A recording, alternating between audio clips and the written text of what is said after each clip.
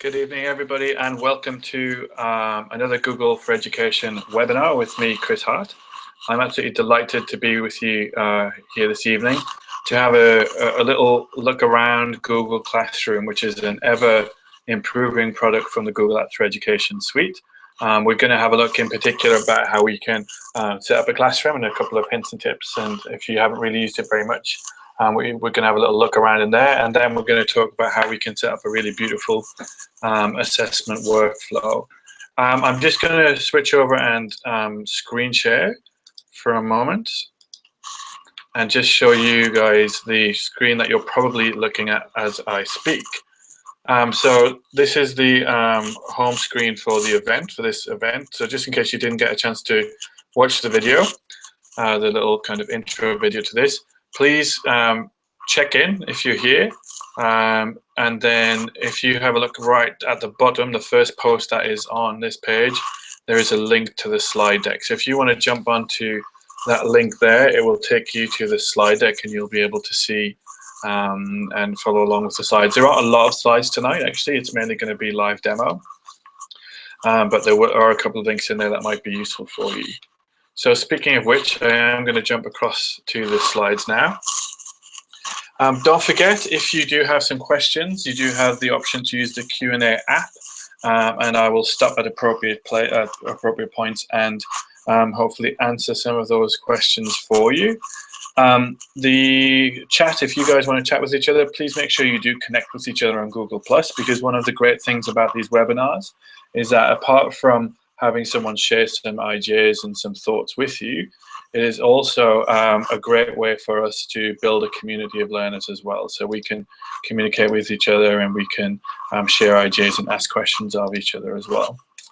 So as I said, my name is Chris Hart and my email is up on the top here for you, chris@uldtraining.com. And my Twitter handle is @chart if you want to do any tweeting while we're talking about Classroom tonight. So as I said, this webinar is called Google Classroom and a Beautiful Assessment Workflow. But let's have a quick look at why we would bother using Google Classroom. I guess there's a really nice video here, which I'm not actually going to run for you, but it is linked into the slide deck, so you can have a look at it yourself. But it's a reasonably new video, and it's about mission control for students and teachers. And I really like that idea when talking about Google Classroom, because it really is a kind of go-to learning management system, which actually really puts the learning back into LMS.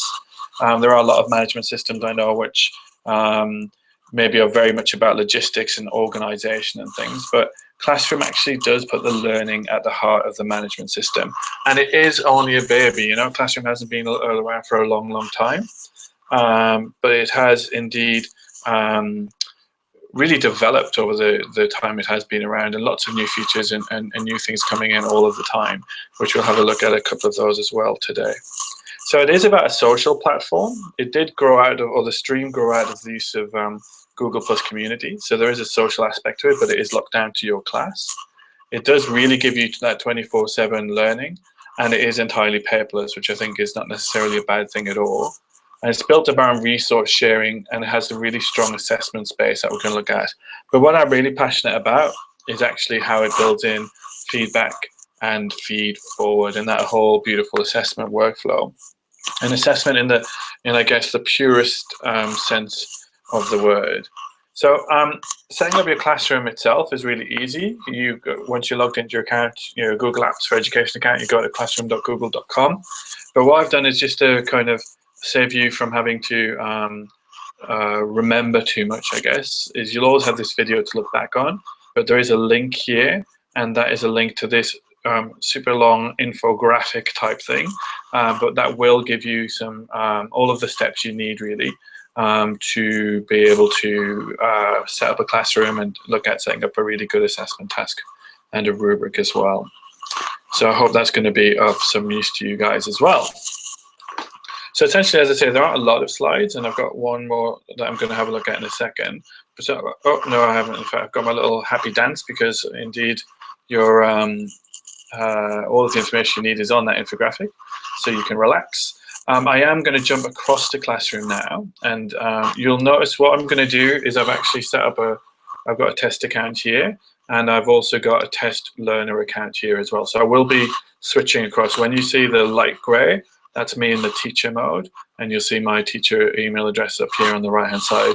And I do have on the incognito window a test learner, a student learner, so we can look at what it looks like from both sides, because it does look slightly different from both sides.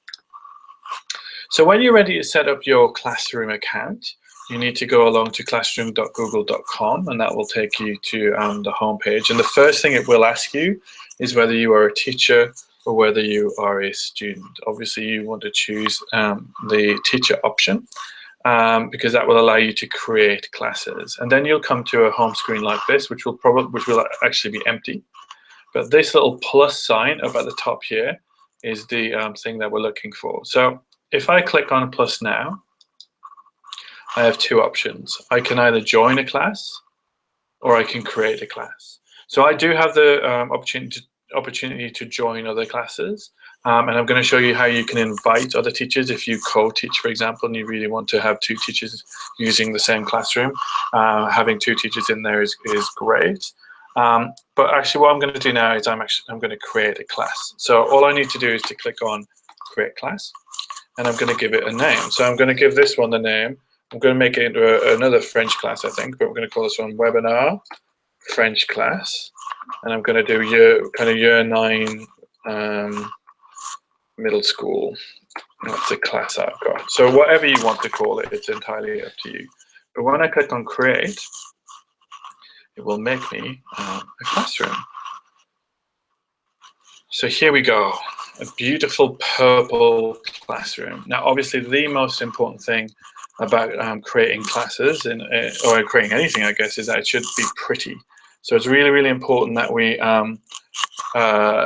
come on to, when we see up here all this purple kind of craziness, we can select a different theme. And I like to use different themes because it does mean you can identify your classes as well. So if you happen to be a music teacher, then you've got a guitar one there, or you can scroll down, and if you happen to like this leaf, which I do, it's very pretty, you can click on that and then click on apply the class theme, and we can change this theme, the look of the class.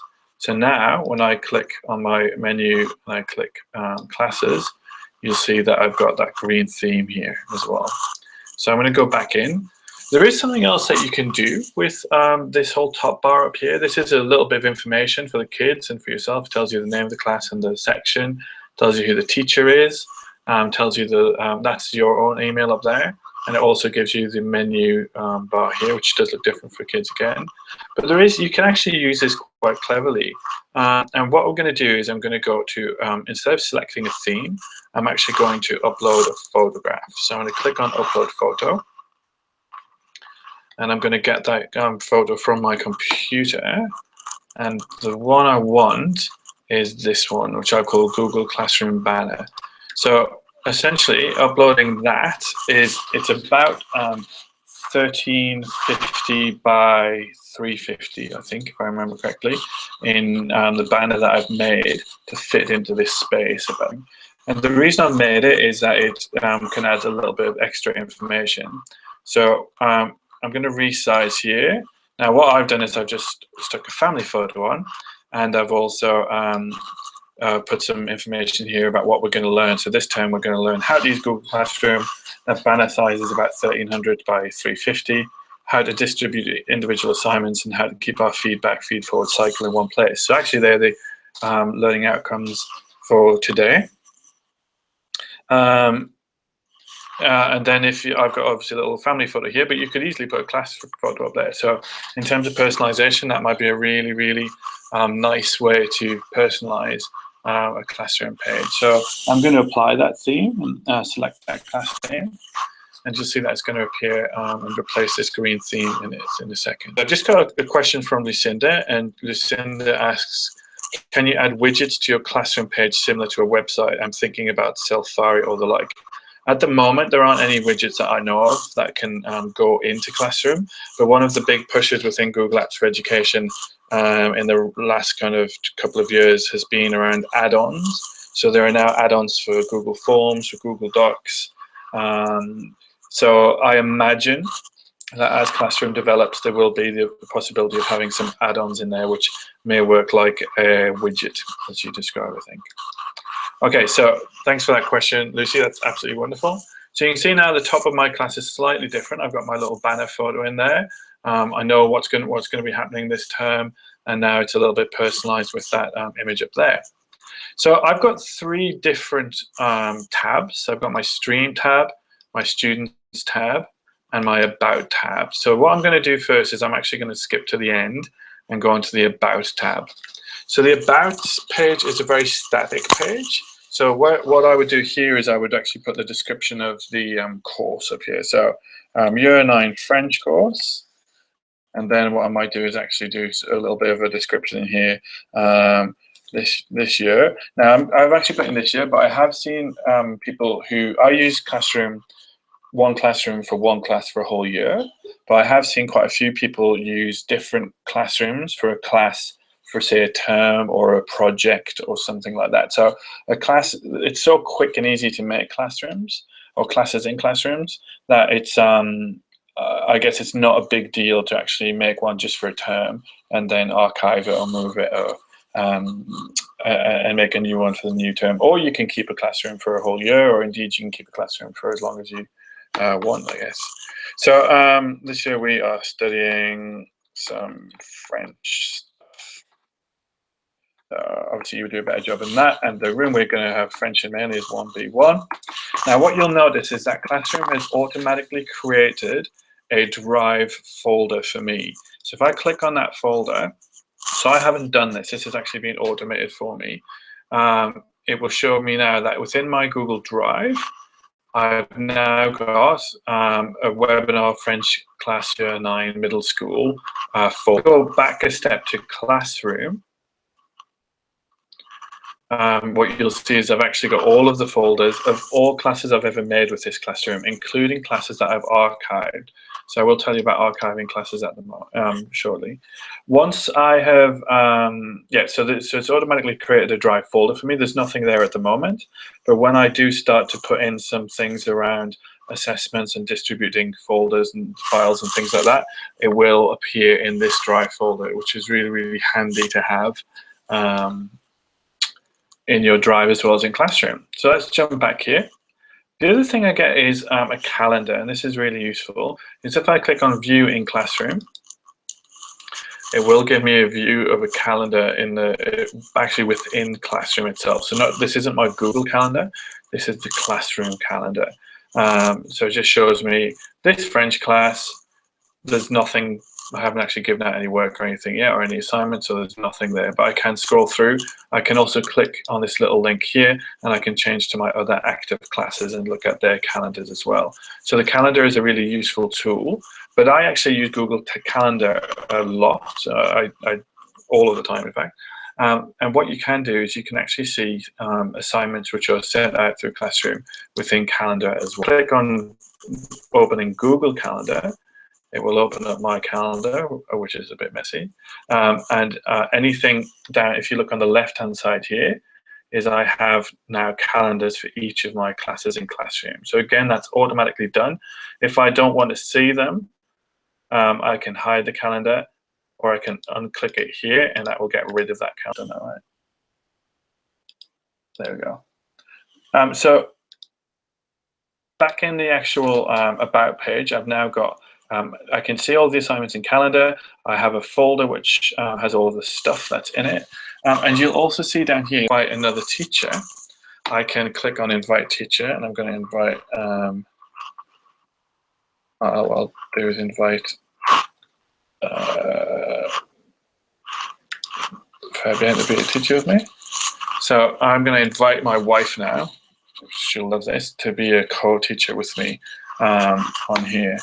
Now, because I was silly and I didn't save my thing up here, I've just, by sending that invite, got rid of it. French year 9, French stuff. Always remember to save. The problem when using Google Docs is you always forget to save. So press save, make sure that's saved. And I can now add materials as well. Now, in this area, you'll see this is a common way to add stuff to Classroom.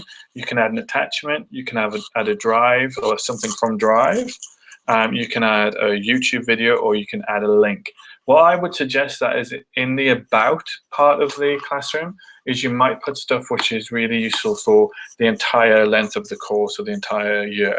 So you might put, for example, a a unit plan, term 1. And if you've got a kids version of the unit plan, you can insert that. So I might attach it from Google Drive.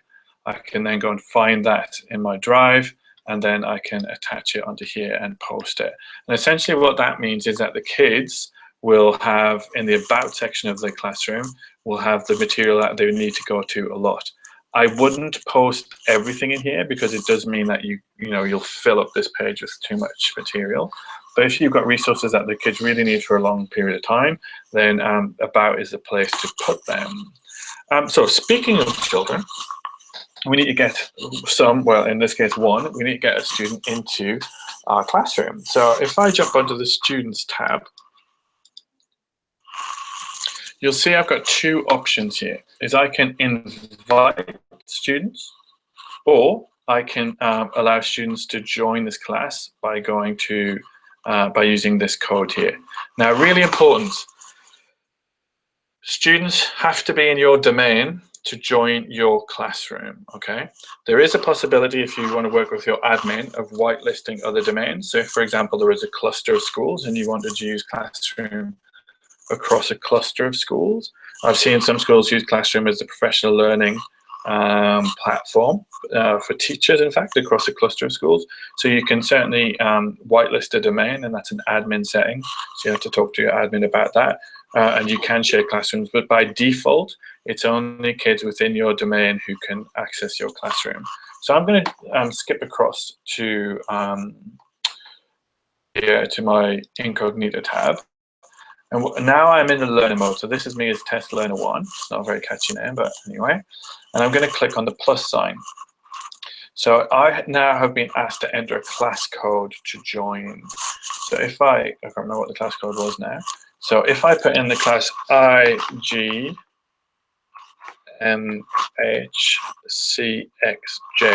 if I now click join, it will let me join that class. So I'm going to do that. And just while it's joining me to that class, there we go, webinar French class, 8 classes. The other way I can do it is I can go to invite, and again, I can invite by email, or if you have groups set up, then you can also invite by groups as well. So I've now actually got a student in my class, which is great. Now, if you look at the student view and the teacher view, you'll notice that in the teacher view, it says stream, students, and about. But in the student view, it says stream, classmates, and about, which makes sense. But if you were telling kids, oh, go and click on your students tab, they wouldn't know what you were talking about, because it's actually called the classmates, okay? So really, really easy to get kids into, and we're going to come back to Test Learner 1 in a moment. Really, really easy to get kids into Google Classroom. So either using the code or by direct invite. And now I can see that Test Learner 1 is in my class. So I will end up with a big long list of students who are in my class. And they are now going to, whatever things I assign, whichever kind of resources or assignments I decide to give, they're going to go to the kids who are in this student block here. So let's have a look at the stream. Okay, so the stream is a kind of the social aspect, and it's where you can distribute things. Now, if actually I will show you the tour. It's definitely worth having a quick look at the tour when you start in Classroom. If you click Start Tour, it says Post to Classroom Stream is pressing on the plus button down here. Okay, so we've got all different things we can use, which I'm going to show you shortly. And I can post in questions and assignments and announcements. This class code is down here on the stream page. I can invite students, as I've already told you, and that's about it. Easy. So in the stream, we're going to work from the kind of from the bottom. I can start to put things which will appear in the student stream. So I'm going to just bring these side by side again, so you guys can see. We'll see just how quick this works. I'm going to click on my teacher account, and I'm going to go. I'm going to create an announcement. I'm going to say, "Welcome to this class."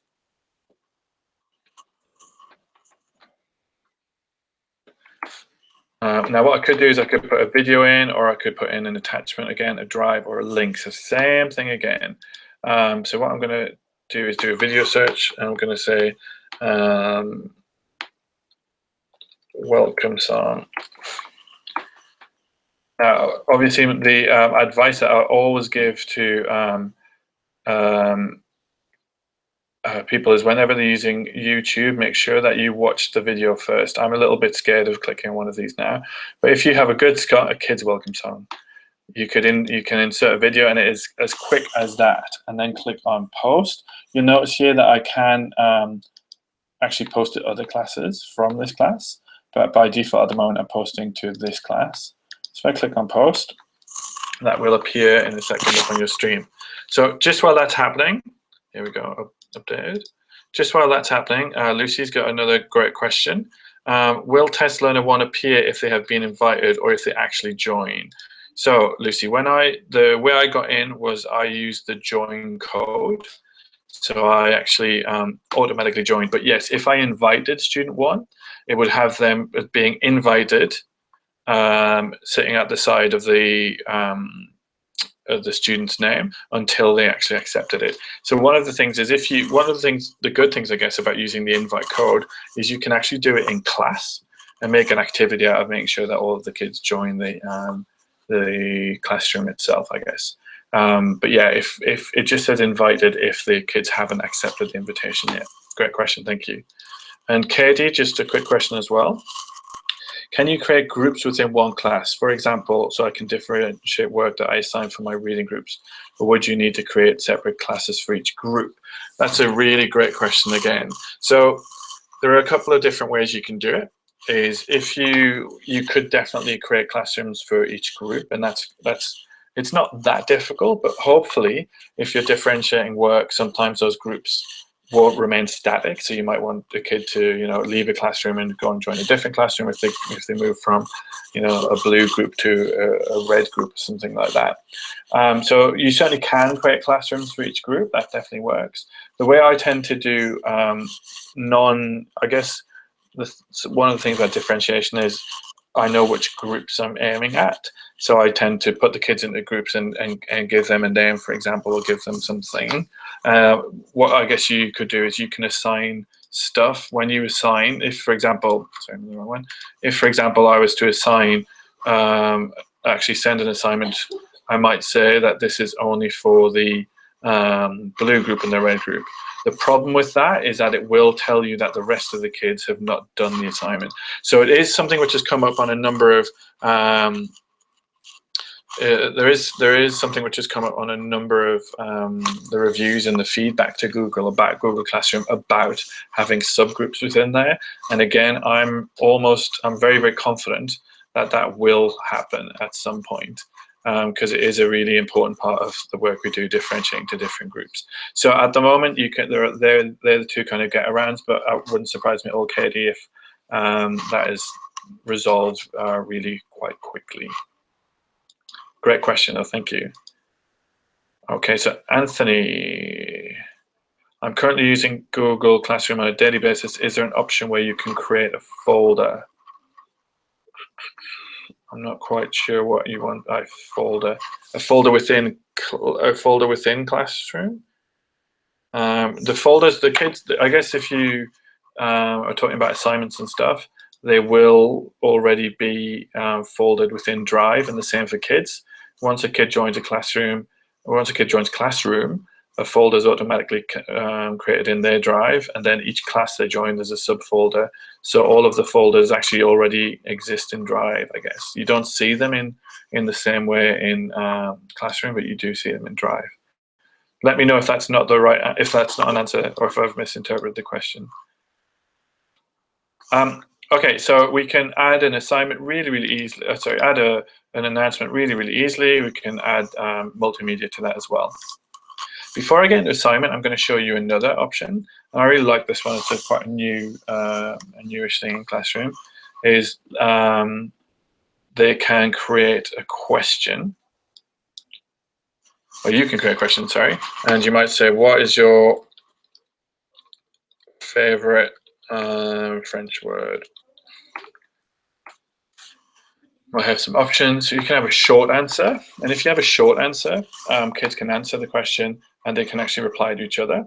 You can allow kids to edit the answer as well once they've already done it. So I can change those options. I can say kids can't reply to each other if I don't want it. I just want individual answers.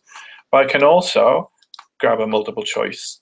And I can also let kids see the summary. So if I think that the favorite word, which one is your favorite word? It might be croissant, or it might be lune, or it might be chatouiller, which is the French verb, as I'm sure you all know, to tickle, which is my favorite word. I think it's funny.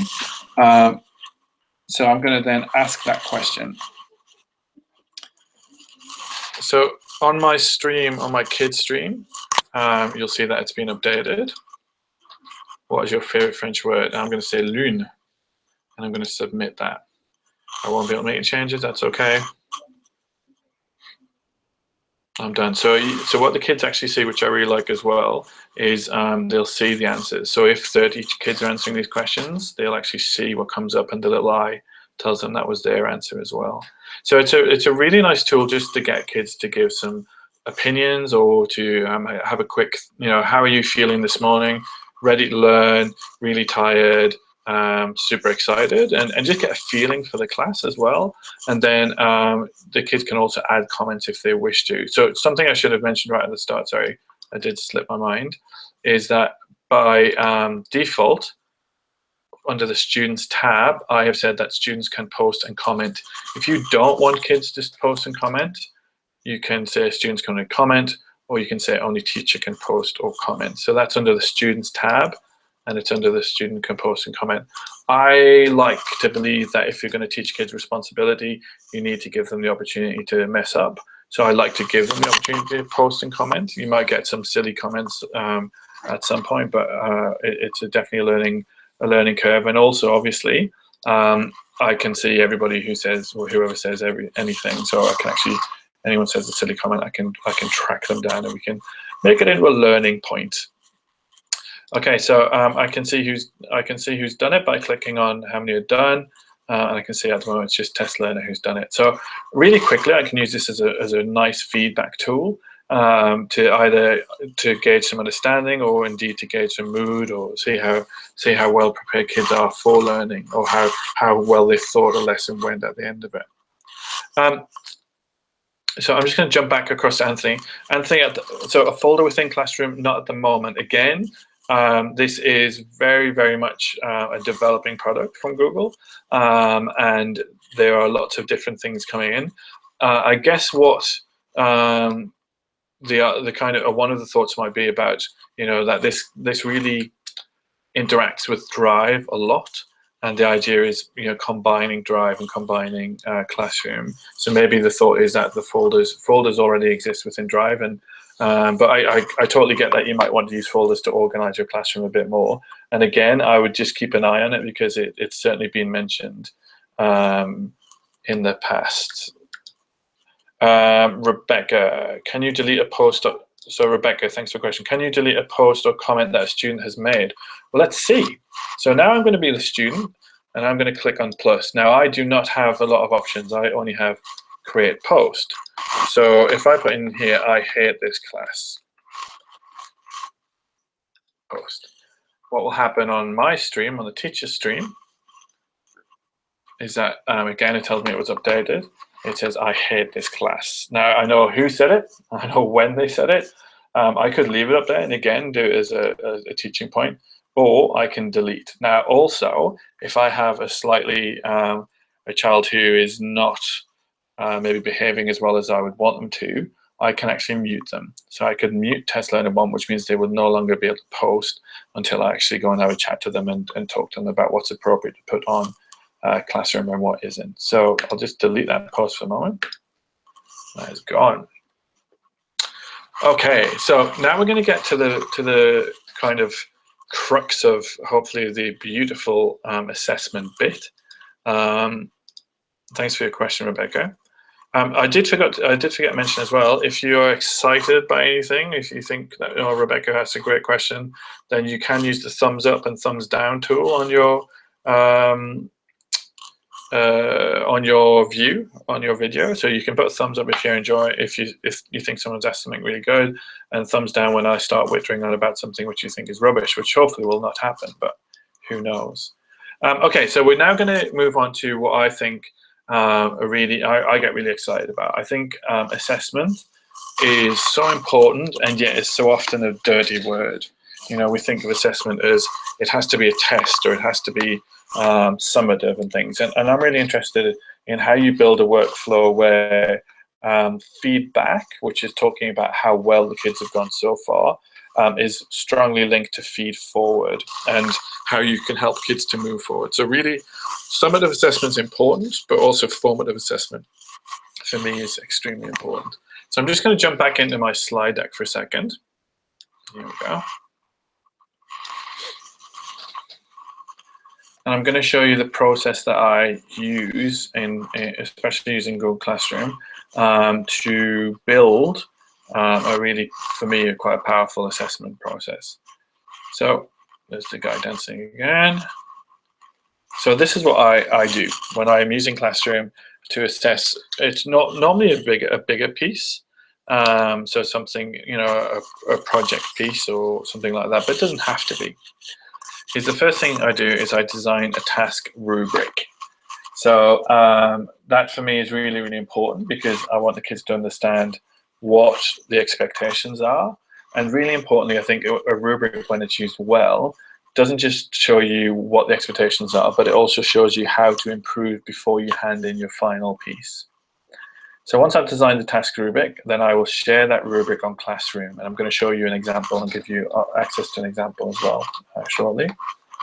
I don't know if you guys noticed this, but presentations now, so Google Slides has now got some new options like a laser pointing pen. So if I really wanted to, I could laser point these things, which I think is a lot of fun. But it also has a new option which allows you to do Q&A, question and answers within Google Slides. Now, I'm not actually going to do that today because I'm going overkill. It might be another webinar we run. But I might put a link to a video explaining how to do it later. I just noticed that while the laser option was there while I was in formal presenting. So share the rubric on Classroom. Then I'm going to model the task, which I'm going to talk about shortly when I show you the example. I'm actually going to create a model and get kids to assess my version of the task. And then I'm going to give kids time to work on the outcome, so whatever they're creating or making, whatever the assessment piece is. And then I'm going to get them to peer critique via Google Forms. So this is really important, and hopefully I'm going to have enough time to show you how to do this as well. But it is a really neat kind of trick. I'm going to give time to rework on the outcome. So, you know, I've got the orange bits are kind of, I suppose, some feedback in there. So modeling the task and some class critique of my version of the task. Give the kids some time to work on the outcome. Get some peer critique. Give time to rework on the outcome. Turn it in on Classroom, which I'm going to show you shortly. Assess against the rubrics, that's the teacher doing some assessment now, and then provide feed forward and review time. And that for me is absolutely essential. It's so important that we give time to that kids can actually do something, and that the handing back of the assignment is not the very end of the process. Now, once an assignment's handed back, it's actually time is given like to review it and to reflect on it and to do a better job next time.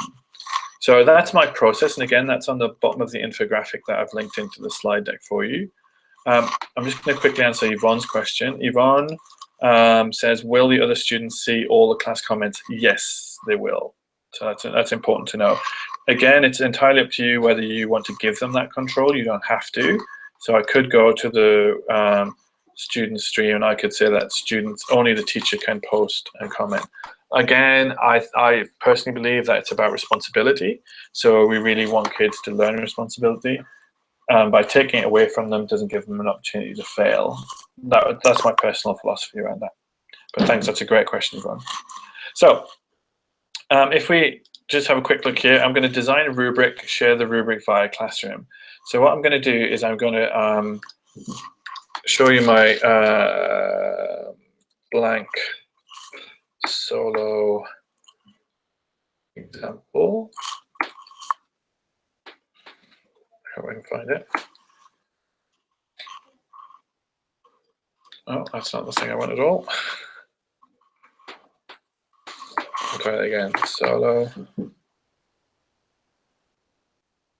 That's the one.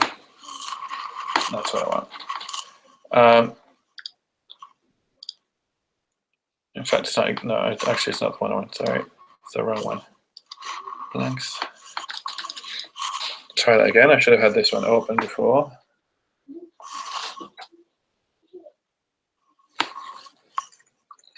Rubric. Example solo rubric. Sorry, I was calling it the wrong thing. Here we go. So this is the example which I will share with you guys. This is actually a task that I have done. It was a task I did with some Year 9 French kids. Sorry, some Year 10 French kids, actually, this one. It's called Le Monde du Futur, so it's the world of the future. And the task I wanted the kids to do was to create a video speaking presentation lasting between 2 and 3 minutes. The video should be saved in Drive or on YouTube and submitted back via Classroom, as well as a copy of your written script. The video should talk about life in a future society, could be funny or it could be serious. The assessment is focusing on your use of the future tense and everything you've learned so far in Year 10. Below is the rubric for your presentation. So in this document, which is a template document, I've got firstly the task, and then I've actually got the rubric. So the things I was looking for, and these will change entirely for you. You know, depending on what the task is, you will have different criteria. But my criteria are the written script, grammatical accuracy, spoken fluency, and pronunciation. Now, across the top of the rubric, depending on how you build rubrics, and there are lots of different ways to do it, I use something called solo taxonomy. I'm not actually going to talk too much about the solo taxonomy, but it is an incredibly powerful model for looking at kids learning. And I'll post a video to that as well within these slides, actually, because it allows us to look at a piece of work and to say whether you think the kids have how complex their understanding of that piece of work is. It starts off with pre-structural, which means that this work demonstrates no real learning. Unistructural, this work demonstrates one piece of learning against the criteria. Multistructural is this piece demonstrates a lot of different bits of information or bits of learning against the criteria, but they're not linked. And that's where this gap between, oops, don't do that, this gap between multi-structural and relational, so between here, is moving from quantity of information or quantity of learning. So you've learned lots of things, but you haven't linked them together. So relational is that you've done a good job of linking these things together. So you now have moved from quantity to quality of understanding. And extended abstract is you really have understood this very well, and you're able to apply it to different contexts as well, and bring in different things from different bits of learning from different units and bring it all together to create a really good job. So this could equally be 1, 2, 3, 4, 5, or 0, 1, 2, 3, 4, or good, very good, not so good, whatever. It doesn't really matter. You've designed the rubrics you want in the way you want to design. Because as I say, it's actually more important that you've got a rubric which is well designed. It doesn't really matter how you structure it, I guess. So if I look just at the script one, if I see a piece of work which has no written script, it's going to be you know, pre-structural. If I've got one which is one single words, unistructural, simple sentences but not linked well, multistructural, simple sentences linked together to flow, relational, and extended abstract would be more complex sentences linked together in a narrative. So here's my rubric, and you can have a look at that yourselves. Just while I'm going to move that link, Ingrid's asked a very good question. She says, has the slide deck that I'm referring to been emailed? It has not been emailed yet, but where it is I'm just going to change the sharing setting on this, copy that link there.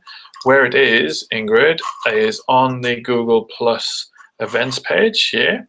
If you scroll right down to the bottom, I put the first post on, there is a link to this slide deck, and the slide deck looks like this. And what I am going to do now is I'm going to put a link into the rubric. Yep, it's being a bit crazy. So now you've got a link to this rubric document, so please feel free to jump in and have a look at that if you wish to. I'll also put a video about solar taxonomy in there anon. So let's get back to our rubric. So in the one document, I have created the task at the very top.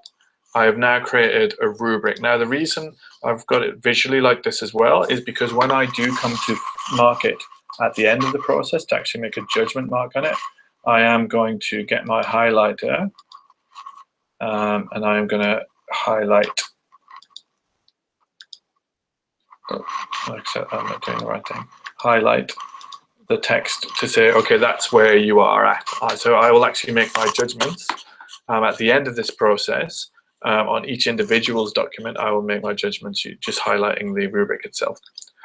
So I've got now the task, the rubric, but the next page down, I'm actually going to use this to collect all of the information.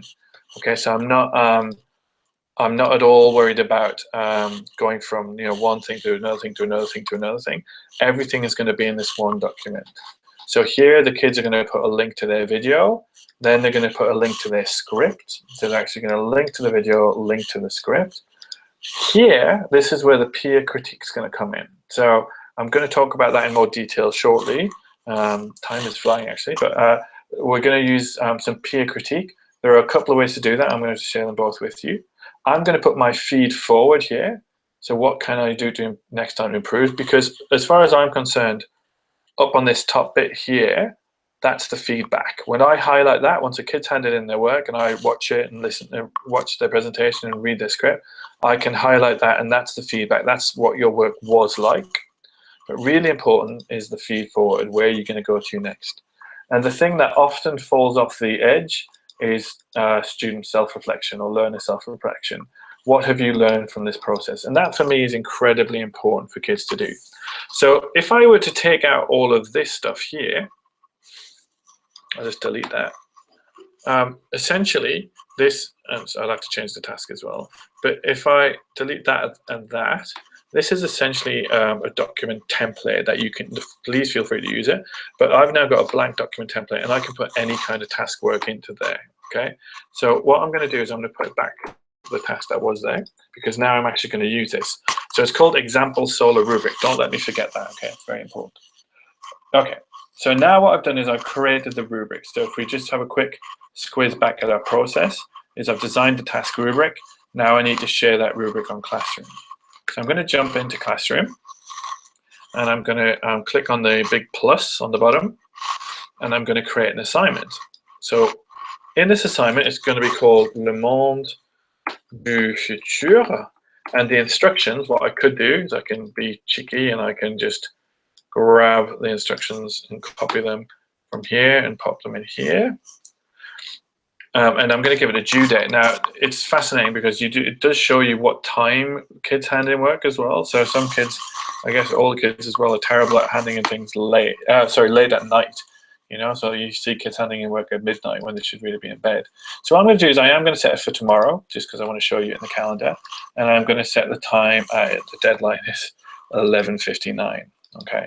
Now, this is where the magic happens. What I want to do is I want to send out this rubric. I want each kid to have their own copy. So in my Classroom, I'm going to go to Insert from Drive. And I'm going to look for example solo rubric. So this is this document. I'm now adding it into this Classroom assignment. So I'm going to click Add.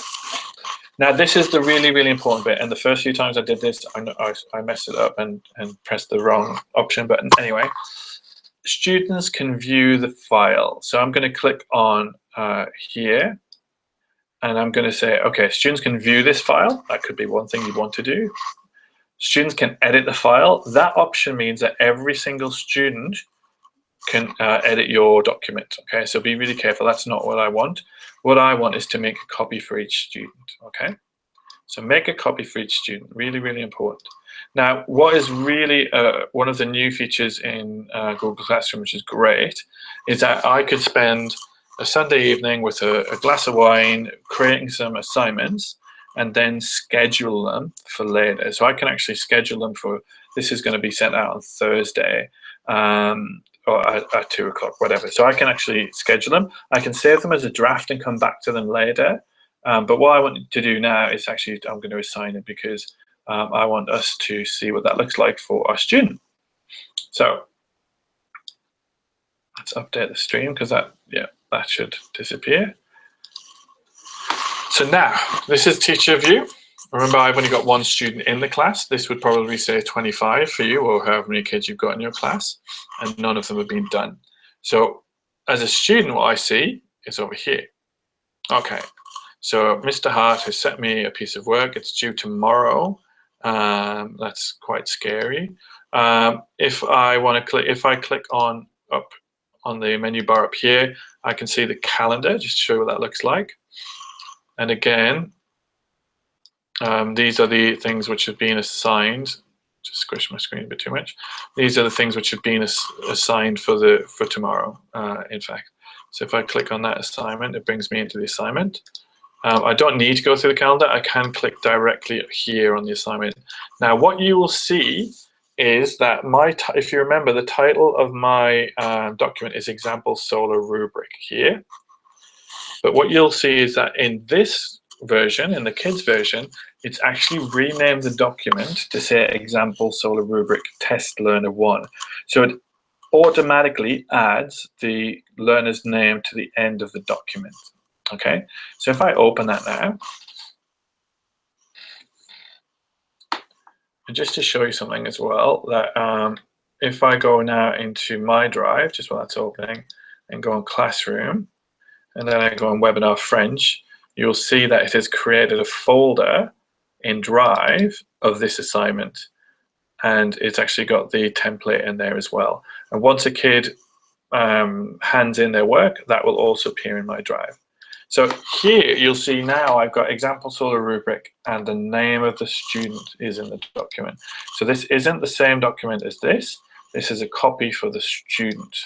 Okay, so what I would do is I'd work through this and I'd model it with the kids, and what I'd then show is I'd actually then show them my version of this task.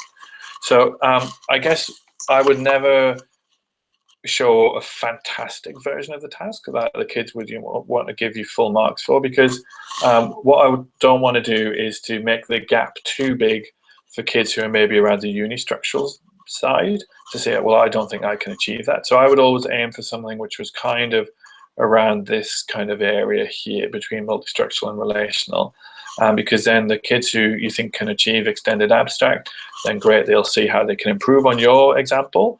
But for the kids who can't or who aren't at the moment achieving that level, it's not too much of a gap for them to move up, because what I'm really interested in is not this bit here or indeed this bit here. What I'm interested in is how you get the kids to cross that gap from unistructural to multistructural in this case. So what I would do is I would then get the kids to put the link to their video. I'm just going to do .youtube.myvideo. So they've made the video. There are some great extensions and things. So one of the things I often get kids to do is made with Screencastify. If you've never used Screencastify, go onto YouTube, look it up. It's a fantastic extension for Chrome, which allows kids to make videos. So then this one might be drive.docs.myscript. There's a link to their script. So now within just this one document, I have got their script and their video. Now, these bits, the peer critique, the teacher feed forward, and the self-reflection, I'm not going to worry about just yet. You'll see that what looks different on this document is that it now has a turn in button. Okay, so I'm just going to show you my screen here. Is I'm now going to click on turn in, and that means I've finished this part. So I'm going to turn in on Classroom this assessment. Okay, now one assessment will be submitted. Turn it in, turning it in. Just squish this along a little bit so you guys can see. Now you will notice what happens is if I try to go back into this document, I'll just refresh it. It's switched to view only. So because I've now turned it in, I can no longer actually do anything with it. Now don't panic, because you can accidentally turn things in, is I can actually unsubmit as well. So a kid can unsubmit, and I use this a lot. Okay, so submit, unsubmit, submit, unsubmit. Because now what happens is I now have edit copies. So if I click on the one done, I can actually now say this one is test learner 1. I can open up the document. And so you've got it in view only here. The student's got it in view only. I now have it in edit mode. So I'm actually now able to do some things. So what I might do is I could, actually once it's all done and finished, is I will be able to highlight this, and there we go. You can actually see me. You can actually see me in there in the other document, which is neat. Is I will be able to, sorry, I'm hiding my menu bars more, so I'm looking for. I'll be able to highlight this and say, well, actually, that's where you are there. Try highlighting rather than changing text color. So that's where you are on this bit. So I can give that kind of feedback here. I can also do the, if you remember that this one here is the teacher feed forward. So I really liked the video and the quality of your speaking. Next time, think about, and then I give some feed forward here. I would also, and then I'd want the kid to be able to rework on it and do some self-reflection again. So I can click on, sorry.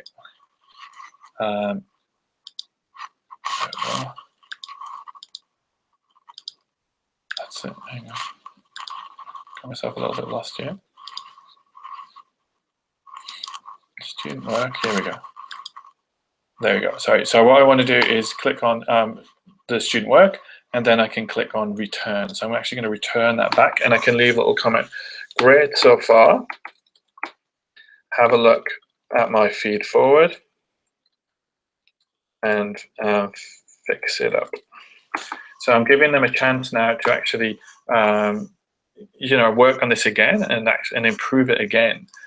So one of the things that we can get the kids to do is, when they're in control of their document again, is I'm not going to have enough time to show you how to do it in Forms, but if you're confident with Google Forms, it's definitely a wonderful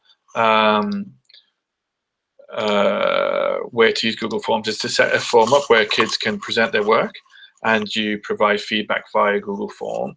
But a really simple way to provide feedback is for the kids to share the document with their friend.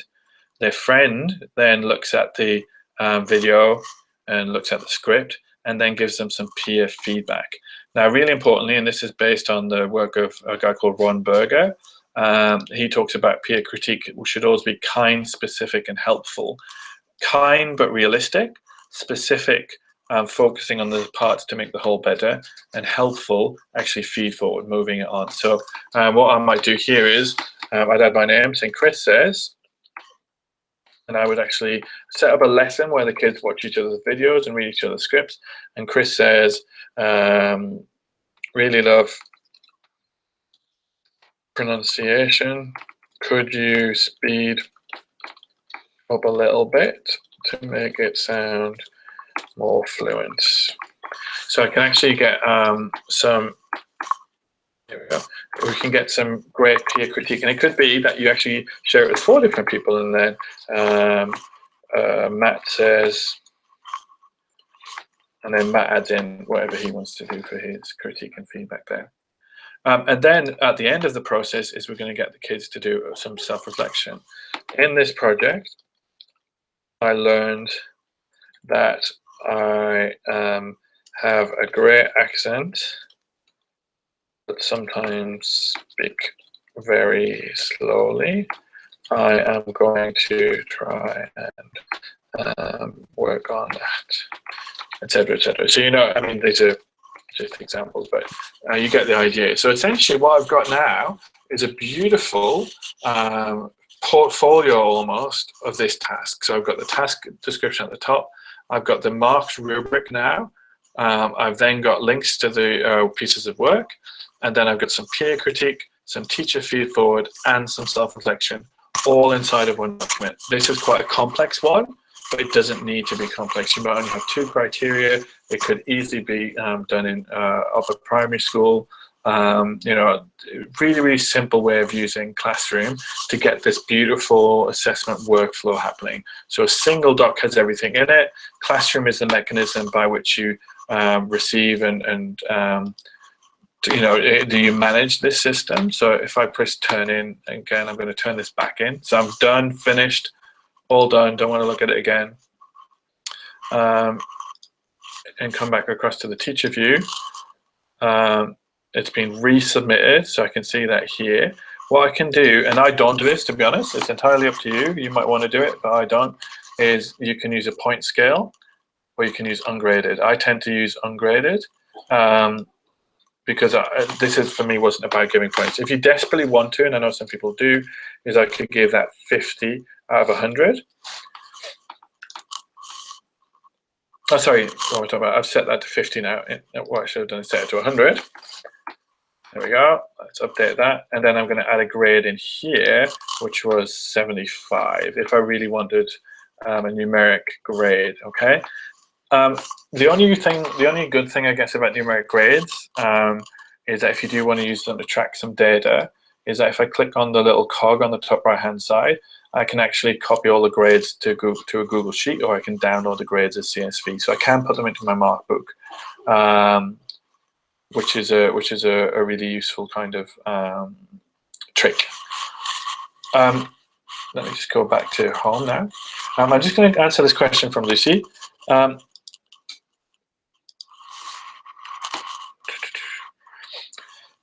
In Share, will it give them a list of other students in Google Classroom, or do they need their email addresses? Younger students always get emails incorrect. No, that's a really good point, Lucy. As with all everything in Google Docs, when you share it, when you go to share it, is if I wanted to add, let's say I wanted to add in Peter. I wanted to let Peter be able to edit. If I've already sent them an email, or if they're in my contacts, they will automatically come up. But it could well be that Classroom doesn't give you the email if you like. That's just a document share. But what you could do is you could change the link status here. You could say to the kids that so anyone with the link. So if I just change that, is anyone with the link can comment. So, and then what I could do actually is thinking about this, Lucy, you've just given me an idea, is I could then save that, and I could put this link into Classroom and say, okay, if either I specifically want my friends to get to this link, or I want to have, you know, I want to, anyone, I want 3 other people, doesn't really matter, to comment on my work. That would work as well, I think. So Classroom itself won't give you those email addresses, but you can either get the kids to type them in themselves, or you could get them to share the link as anyone with the link can comment, and they could actually put that link into Classroom, and their friends could pick up on that. Would certainly be one way to do it. Okay, guys. Well, unfortunately, we are very running out of time very quickly. I hope that that's given you some idea around a process that you can use within Google Classroom to kind of get a really lovely assessment workflow. Because the whole point of this is it's supposed to make our lives a little bit easier. The one thing I will point you to is this infographic. If you click here, it'll take you to the instructions infographic. It's a reference sheet, so you can zoom in on it. It is a big infographic. You could print it out if you desperately wanted to, but we're trying to go paperless.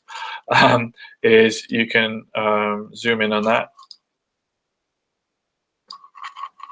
and each of the sections here. I'm glad somebody's already in having a look at it. It's not the prettiest thing. It's a bit rough and ready. I had fun making it, but it will give you an idea of what we've talked about today, and I hope that is of some use to you. Back in Google Classroom, the link to the rubrics there. If you want to use it as a template, please feel free. And as ever, if you guys want to jump on Twitter and ask me any more questions after the session, my handle is @chart. And if you want to drop me an email because you have any specific questions that you would like some support or help with, then my email is chris@uldtraining.com, which is up here. Can I really, really, really encourage you to, if you want to learn more about Google Apps for Education, is to either get along to one of the Google Apps for Education summits, which are run by EdTech team, or to get along to one of the Google Educator groups, which are local. So if you're in somewhere like Sydney or Hunter Valley or Melbourne or wherever, there are some Google Educator groups which are local to you, who hold online events and also face-to-face events as well. I will be sending out an email probably tomorrow now, which will have a link to the recording to this. Please feel free to distribute it.